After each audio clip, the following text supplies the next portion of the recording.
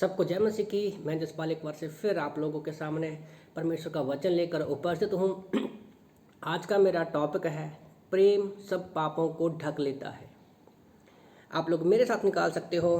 पहला पत्रस अध्याय 4 वचन 8 में लिखा है, सबसे श्रेष्ठ बात यह है कि एक दूसरे से अधिक प्रेम रखो, क्योंकि प्रेम अनेकों पापों को ढांप देता है। और इसी से रिलेटेड मैं एक वचन और पढ़ना चाहता हूँ। नीति वचन अध्याय 10 वचन 12 लिखा है, बैर से तो झगड़े उत्पन्न होते हैं, परंतु प्रेम से सब अपराध ढप जाते हैं। मैं सोच रहा था जब पतरस इन वचनों को लिख रहा है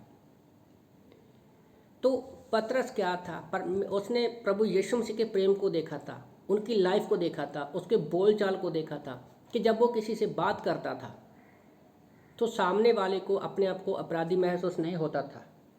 वो उसके प्रेम में भर जाता था और वो उद्धार पाता था। क्योंकि पतरस ने 3 बार यीशु मसीह का इनकार किया और फिर वो गुलामी में चला गया, तो यीशु मसीह ने अपना प्रेम दिखाया और वो प्रभु के अनुग्रह में बढ़ा, और इसीलिए आज वो बाइबल में 3 पत्रियाँ लिख सका। तो दूसरी तरफ में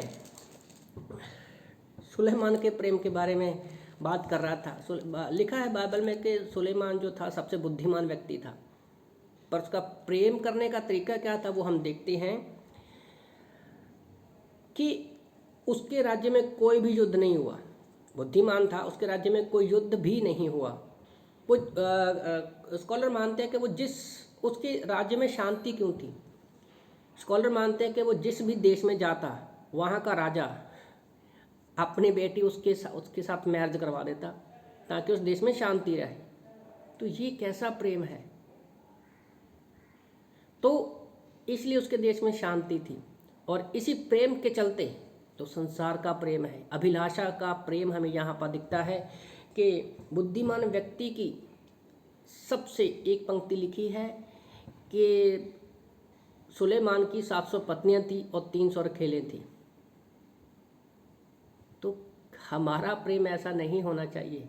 वो बुद्धिमान व्यक्ति था, हमारा प्रेम यीशु मसीह के जैसा होना चाहिए था। तो आज जब हम बाइबल को पढ़ते हैं तो हमारे सामने दोनों की एग्जाम्पल पड़ी है। हम किस तरह का प्रेम लोगों को बांटते हैं। हमारा प्रेम यीशु मसीह की, हमारा बोलना जो है वो यीशु मसीह की तरह होना चाहिए। पहला कुरिन्थियों अध्याय 13 में परमेश्वर का वचन कहता है, हमारे पास बहुत सारे वरदान हो सकते हैं, पर अगर प्रेम नहीं है तो हम एक छनछनाता क्या है, बर्तन है। आज हमारे पास पवित्र आत्मा है, वचन है, पास्टर टीचर हैं, हमारी अगुवाई करते हैं कि कैसे हमें प्रभु के साथ चलना है।